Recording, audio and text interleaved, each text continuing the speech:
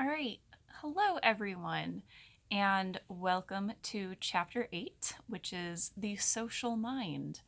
How pressing of us to be going over social items while we are all stuck at home and not getting to be nearly as social, at least in person, as we would usually be.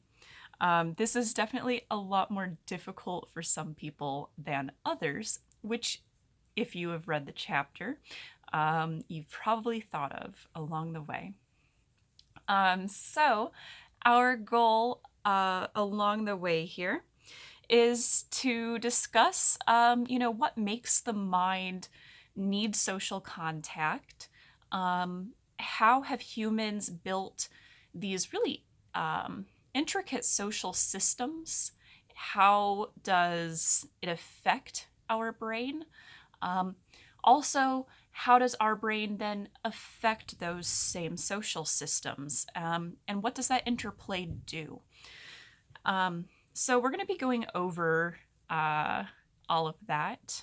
And I will once again try to keep these lectures kind of as short as possible in little chunks so that we can all just kind of do this in this small, limited capacity for attention that we have right now.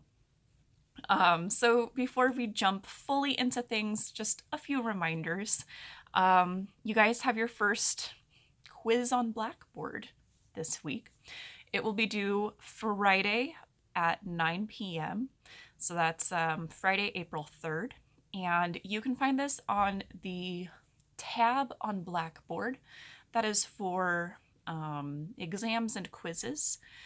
You will get 20 minutes to take the quiz. So that's like 3 or 4 times longer than you usually have in class. So hopefully that is enough time to figure out what you're doing. If you do run into any technical difficulties, though, please let me know and we will figure that out together. But you have until Monday when I put that up through Friday to take that. So it is up to you to budget that time and just get it finished by 9 p.m. at the latest on Friday. Another note, I'm getting around to grading the research questions and annotated bibliographies. Definitely getting classes up and together for that first week was a little rough. So I'm a little behind in grading from where I would like to be, but I will get those back to you with comments. Last reminder, just keep trying the best you can. That's what we're all doing right now. So, our best right now may not be the best that it usually is, and that's okay. Anyway, the social mind. So if we go to slide number 3, you will see a lovely photo of the Great Wall of China. And our textbook also opens up explaining how this was built in the 3rd century BCE. And it runs for about 2,000 miles. It was built in ancient China to help stop the armies that were coming north from Mongolia. And it's used as this representation of the us versus them. How throughout all of human history, we have had the in group, so our people, and the out group, those people. And how this is a physical representation of how people have wanted to isolate within their group and exclude those who are not included. And this mentality, is very motivated by what we physically see. So whether that is the people who are over in a different geographic space, like what the ancient Chinese saw of those who were in northern Mongolia, northern China, or whether we perceive people as different based on physical characteristics. So often, the first things we see, like skin tone, hair color, and texture, the way people dress, these visible identifiers of differences in culture, lifestyle, where someone is from, All of these different things help to show us who could possibly be kin, so family or people within our communities, and those who aren't.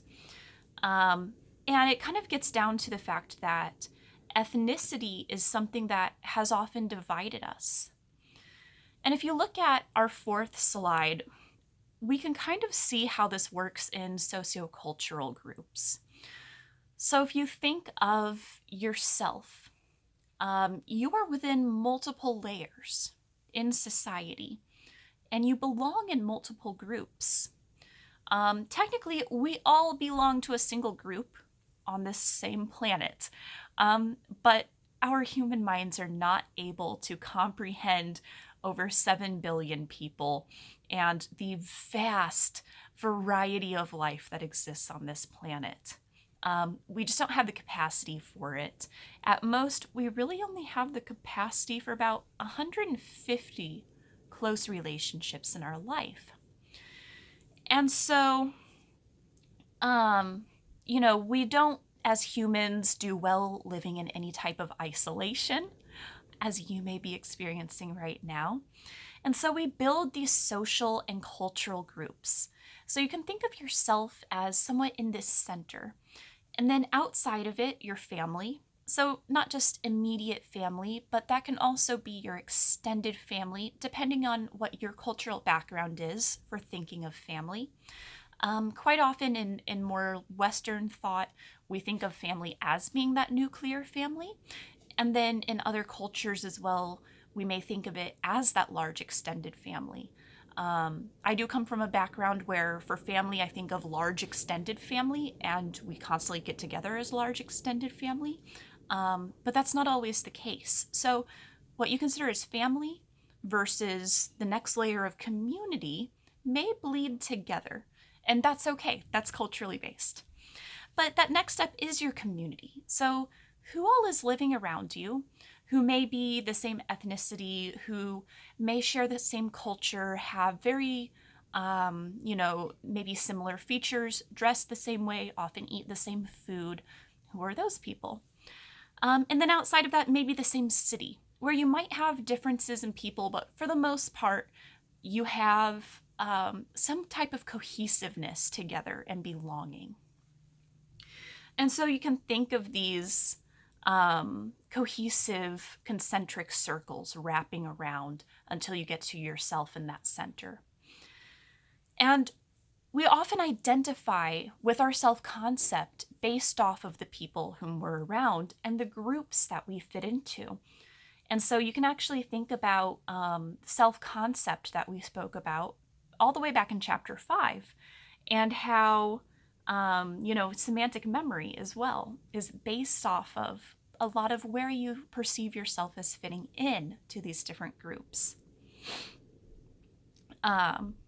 So that's just kind of one way to think about this as we move forward.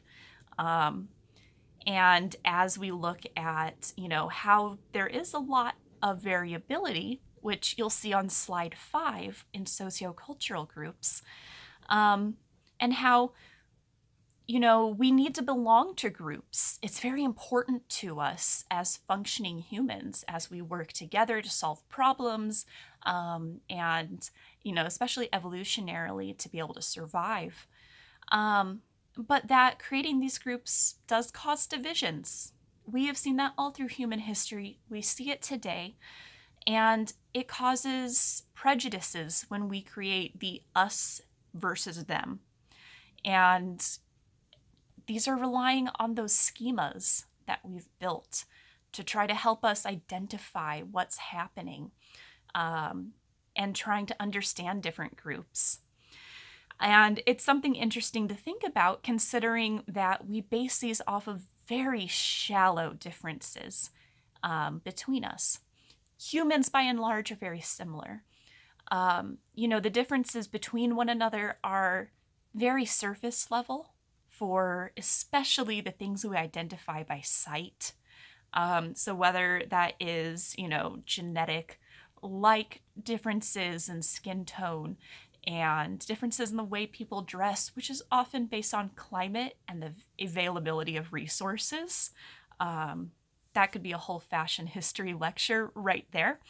But, you know, these differences are grounded in psychology far more than they're ever based in biology because they're so minute. And yet they produce so many prejudices that we find amongst one another. And so I have a video for you guys, which I will link from this video because I have figured out how to use YouTube even better because of this, that is about human variability in the genome and how it causes, things that we can visibly see. But at the end of the day, we are so incredibly similar to one another. And so it's so contradictory that we can be so similar and yet be really good at only finding the differences. So I will link you to that video. Go ahead and take a look at it, and we will return with slide 6. Oh gosh, my phone is upside down. All right, now I can turn it off.